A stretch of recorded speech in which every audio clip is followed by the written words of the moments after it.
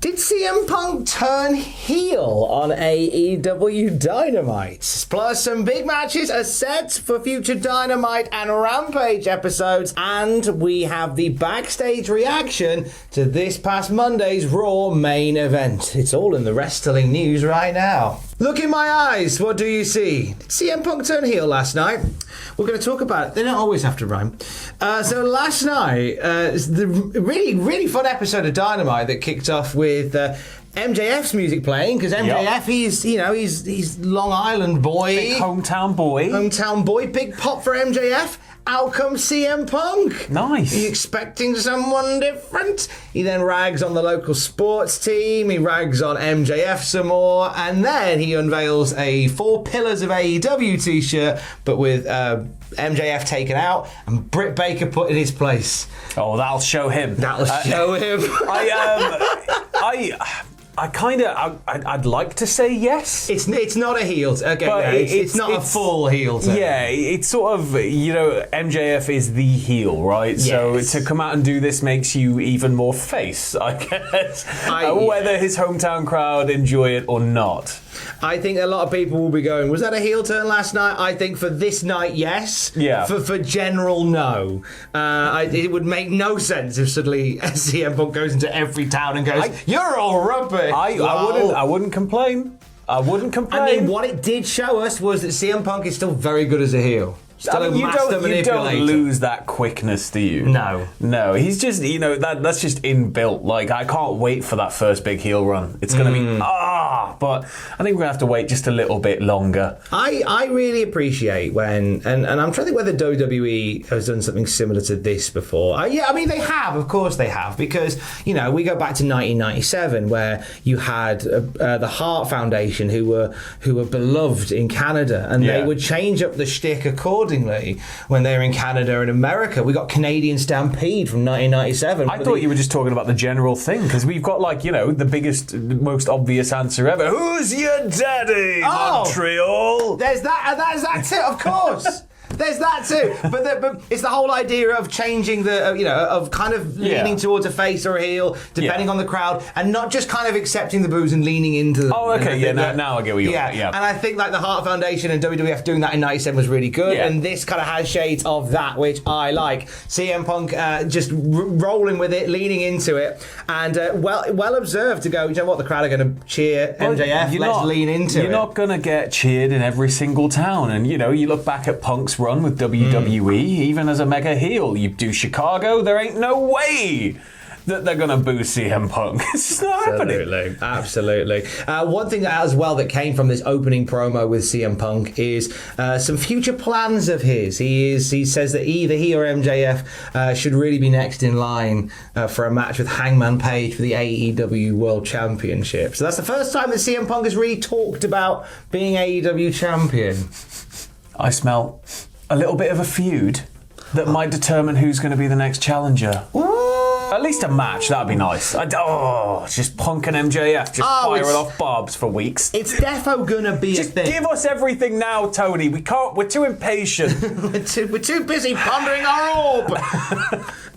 But that's down the line.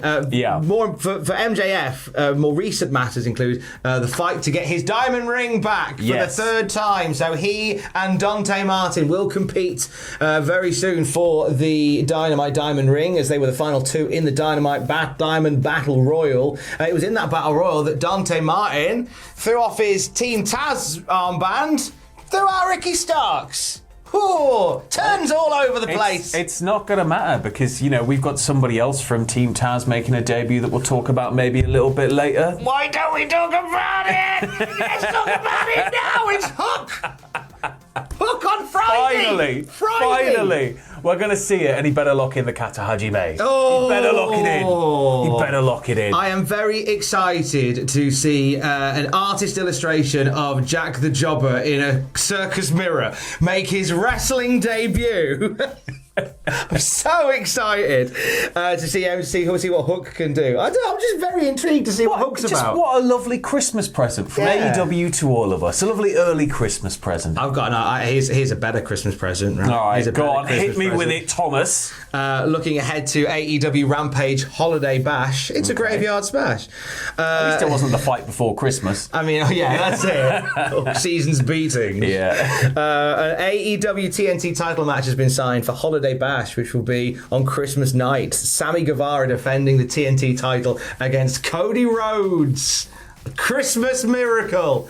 Did you say on Christmas night? Christmas night. No. The fight. You got to be full of turkey and drunk by that point. It's not a time for wrestling. Do you know what I like? I'm leaning into the idea that CM Punk, there's not CM Punk, Cody Rhodes is this heel that doesn't know he's a heel, and the idea of Cody Rhodes going, "What a Christmas gift to everyone! I'm TNT champion. Snow is falling from the rafters." We know they can do the snow as well. They did it for Sting. Yeah, exactly. He's there with the TNT title over his shoulder going, "You boy, go get that prize turkey. Take it to the Cratchits." Who's going to be Santa Claus? Oh, Tim Allen. We used to like seeing Mick Foley. Is there anybody you want to see from the MJF roster as Santa Claus? Mark Henry. I want to see the Butcher as Santa Claus. Oh, that's a good show, actually. Just hench Santa. Big Show. Big Sorry, Paul White would make it's a force of habit. It's been far too long. I'd still get it when we're doing the Giant whenever I've got to go the Giant on the Nitro podcast. It's always like Big Giant. The Big Giant. White. I mean, Paul White has the Christmas outfit from Jingle All the Way. Yeah, he can pull that out. Do it, but I like the idea of the Butcher. That's a fun idea. I do think we may see Cody take the belt here, though. Or just to get back to the point, I don't know why.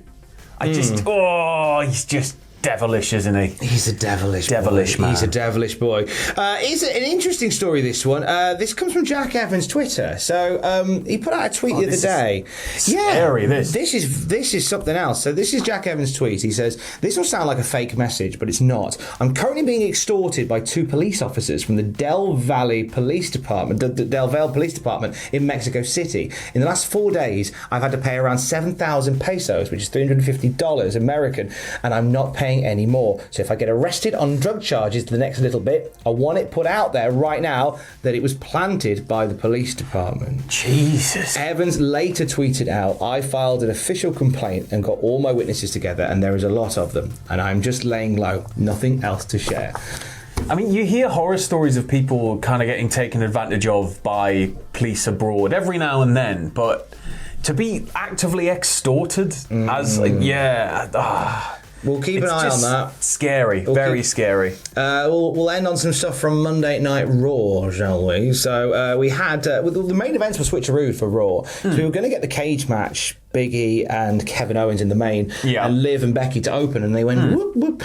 And Morgan and Becky went on last. Gregory Helms, who is an agent backstage at WWE, put out a tweet saying, "I'm not naming names, you know who you are, but Gorilla was sold out for Liv Becky. Seeing that kind of support was just awesome." So there's a lot of love for that. It was actually a very good main event. And the thing is, changing it on the fly like that, you get, people might be a little bit upset about it, but you get 2 things. You get to have a big, exciting start with a cage match because people are not anticipating the cage match would be first. And then you've got like a match that potentially, given enough time, could be headlining pay-per-views. Yeah. If the support is there. And, if we can live up to that level with the crowd, and I think we're getting there. I think we are. I think it's probably Liv Morgan's best showing on Raw. It was really, really good to see. I hope now we kind of double back to the Becky Bianca stuff, because I was really enjoying that. I feel that's away with the lockbox, it's away with the pie, it's away with everything, mate. It's I don't think we're ever getting a resolution to that, and if we do, it'll be very much a callback, and then like as part of a new feud or